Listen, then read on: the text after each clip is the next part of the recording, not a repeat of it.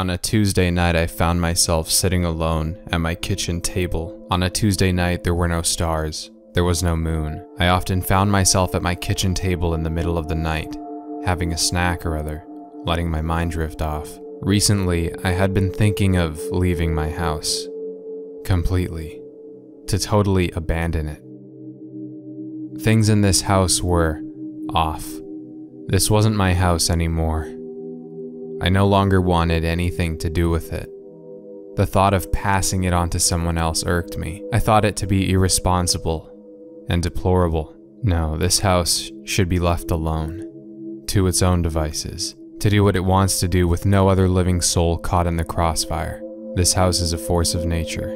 Thinking that whatever goes on in here can be stopped is foolish. It must be left alone, not only for my sake, but for the sake of all. This house has a hunger, not in the conventional sense, not in the sense that I or you get hungry. No, it doesn't crave for a meal, but it hungers. Sometimes I close my eyes and it's as if the very object I've been staring at is replaced by an exact model, an exact replica. I blink and this kitchen table is replaced by a kitchen table that looks just like this one. I wonder how many kitchen tables have been in this house. Millions. I blink and the walls change. I blink and the door changes. I blink and the floor changes beneath my very feet. As if when I close my eyes, the only thing supporting my weight is some kind of ghostly presence. While the house changes the floors beneath me. Sometimes I walk through the halls of this house, and I feel it lurking in my shadow behind me, inseparable from me. I take a step and it sticks to me, this house. I lift my hand and it lifts with me, this house. I hold a glass. I blink and it replaces the very glass from inside my grip, this house.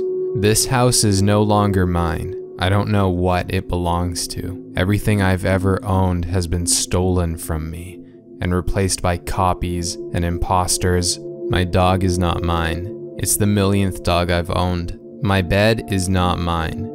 Every night I sleep in a new one, and although the mattress feels the same, I'm bothered by the fact that I don't have a bed to call my own. I don't get much sleep these days. I'm too busy thinking about everything I've lost, and I've experienced so much of it. The first guitar I bought with my own money. Priceless photos.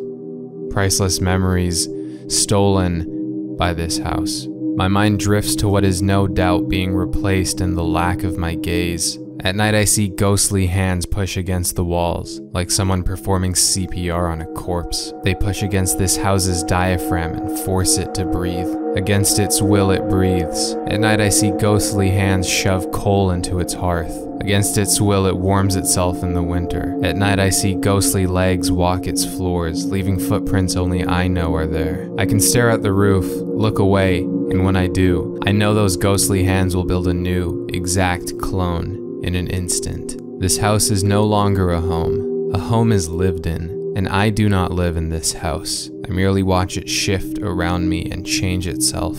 The day I leave this house is the day I will be set free. I sometimes place my hand on the doorknob. I sometimes turn its handle. I blink, and I know that a ghostly hand turns it with me. I cannot leave.